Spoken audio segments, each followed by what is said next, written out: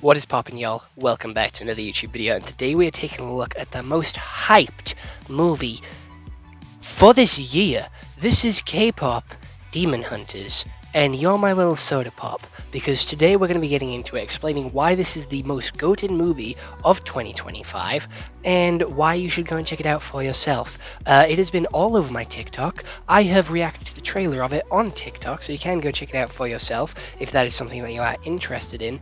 It is genuinely such a good movie, and I cannot stress that enough. So you should go watch it, because I told you to. Go watch it, stop this video, I don't even care if you watch this video right now. Go watch the movie, then come back to me. Then come back to me and we can talk about it in the comments. We can have a grand old time in the comments, because this movie is beyond peak, okay? It goes above and beyond peak. So without any further delay, let's take a look what Google has to say about K-pop Demon Hunters. It is a 2025 musical animation with 1 hour and 35 minute runtime. Has a 7.9 out of 10 on IMDb, 94% Rotten Tomatoes. You can watch it exclusively on Netflix, and a world-renowned K-pop group balance their lives in the spotlight with their secret abilities as demon hunters. So how this movie starts off is with a grand world tour. We open up to the characters, but not specifically the characters, it's their fans who are telling us about them, like they're all hyped, like they're all excited.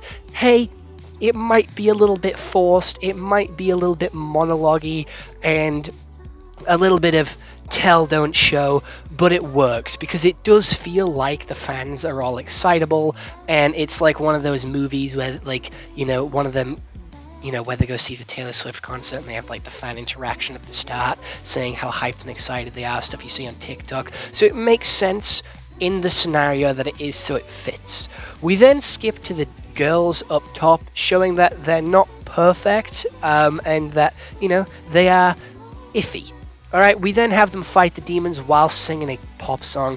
Honestly, fucking peak. They come crashing into the stadium, they go have their day off, they release a new song. We have our main girl who's got a little bit of a sore throat, a little bit of throat problems, and again, that's common in the world of artistry, in the world of singers and pop idols, because they're singing all the time. They've just done a world tour, so of course their throat's going to be a little bit sore. So they go to the doctors, and then they meet the Saja Boys, and you're my soda pop. Boom. Hell yeah. That song has been all over my feed and in my brain for the past fucking week. I'm gonna be honest. It is insane. It's so catchy. And if I was in this universe, my soul would be gone. Gone day fucking one. So, they see the Saja Boys, see that they're demons, and then our main girl, Rumi, she reveals to us, the audience, that she has demon scars as well. She has demon marks as well, which is a plot twist because she's a demon hunter that's also a demon. Damn. She then builds a connection with the main Saja boy, the basic looking one with the black hair. Gonna be honest, he's my least favorite. I love baby, I love mystery, and I love romance. They're my big three. They're my boys. And I agree with the goofy one. I forget her name, but like them three, chef fucking kiss. God damn. They can take me any day. They can take my soul any fucking day of the week. So, continuing on, they fight in a spa, and then Rumi goes off every night to sneakily talk to this demon dude, and they build a plan. They learn about each other. They form a connection.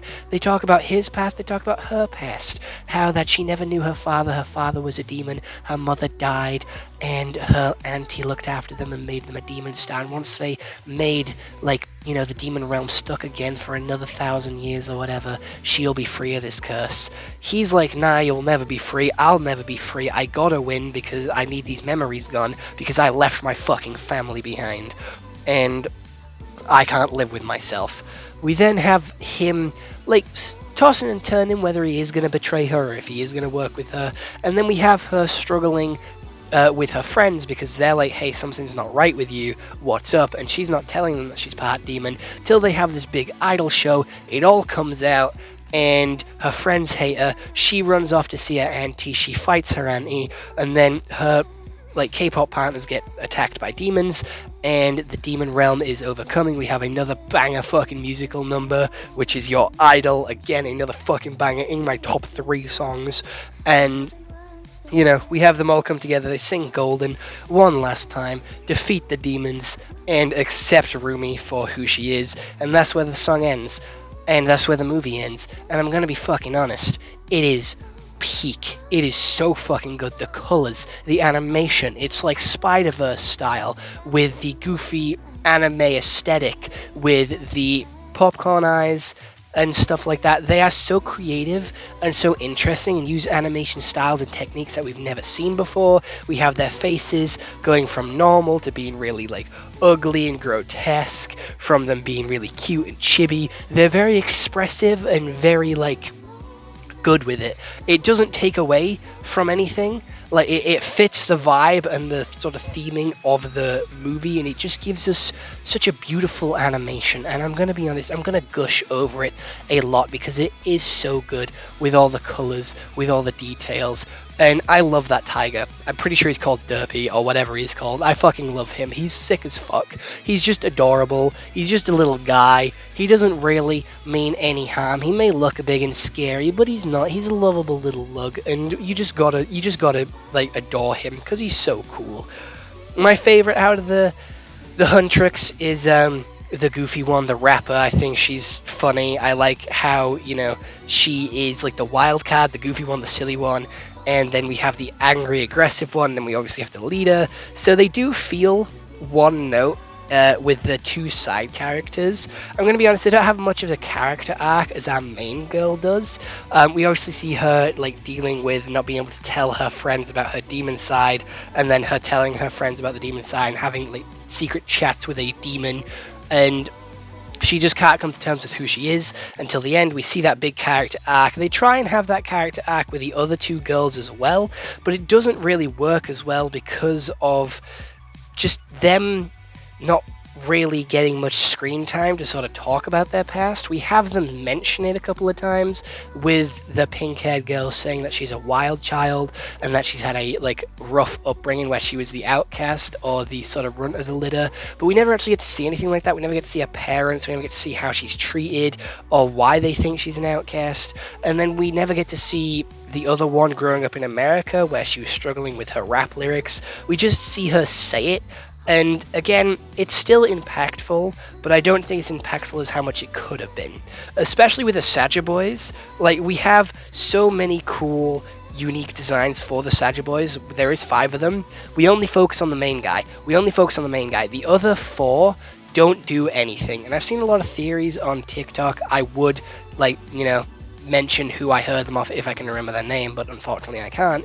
But there is a running theory where some of them are fully demons, some of them still retain their human memories, and I think that's decent, but we don't hear any of them talk. None of them talk throughout this entire movie, except Baby, who has a funny one-liner, who says goo goo gaga, and then he has like a solo in one of the songs, so we don't hear their voices unless they're singing, and they all match the choreography. And again, I just wish we got to explore some more of the Saja Boys, because again, they are the big bad villain. Well, not the big bad villain, but like they're the underlings to the big bad villain of the movie, and we just don't get a lot of screen time with them. It kind of reminds me of the Knights of Ren from Star Wars, where they were set up to be this really big elite force, but we get no personality, no nothing from them, and they get wiped out in the first fight they get into. It just feels like unutilized potential and so underwhelming that they just got thrown away like that. I'm gonna be honest, we could have had so much more connection with them.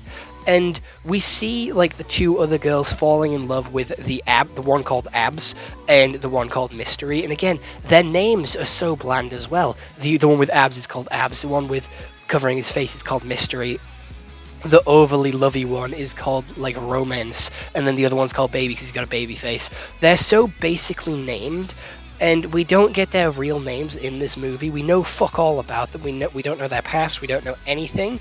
And again, that's just unutilized potential in my opinion, especially when the other 2 girls did like them and could have had a little bit of a connection going on there. I know they wanted to focus on Rumi and Gino, like the main 2 from both bands, and they did do that, and they did it well. They had their own like power ballad, their own song, and it was really like heartfelt and romantic and really meaningful. But I don't know, I just like seeing a little bit more from the other Saja boys. Because again, the main guy, Genu, was so basic, like, just in his design. The other ones were so much more colourful and, like, interesting and unique with how they, like, present themselves and how they are, that they could have had a little bit more screen time, in my opinion. Again, I know it is one of the shorter movies nowadays, especially with it only being an hour and a half. Normally, most movies are, like, 2 hours plus these days. So it is a shorter one, and apparently this did take 9 years to make, which is insane, by the way. But I think it was definitely worth it. We are getting a number 2, apparently. The rumors are true. We're getting a second movie, obviously, with the absolute success of this one. Netflix has also dropped merch on the Netflix store, so you can go check that out as well. I might get myself a Huntrix hat. And maybe like a Saja Boys beanie, because, you know, the Saja Boys wore beanies and they look so fucking hot, gonna be honest. But yeah, I liked the stories, I liked the subtle little hints, I liked how they weren't afraid to give them goofy expressions and to be a little bit more silly and a little bit more wacky with the animation style. It did take away completely from the people dying aspect of the movie. I completely forgot people were dying in this movie. I'm going to be honest, that didn't feel like there was much threat or danger to the public. We had the overarching, like veil or, like, shield being destroyed over time, but, like, you know, we saw a couple of people die, but, like, it didn't really feel like they were dying because their souls were just being taken. It didn't really feel much threat or much danger. Like Skylar, I am the danger. Like there wasn't any of that. But I still enjoyed the movie. I still think it's a great watch, and if you haven't seen it, I definitely fucking recommend you should. This is a straight 10 out of 10, and I don't give these often. I don't give 10 out of 10s often, but this is a straight 10 out of 10, and it's not recency biased because I watched it a couple of days ago. I let myself sit on this one to make sure that I wasn't being biased towards it, but I still fucking love it, and I still think it's great. So it's a 10 out of 10. Go check it out, and I'll see you all in the next one. Hope you all have an excellent day, and goodbye. Stay home and stay safe.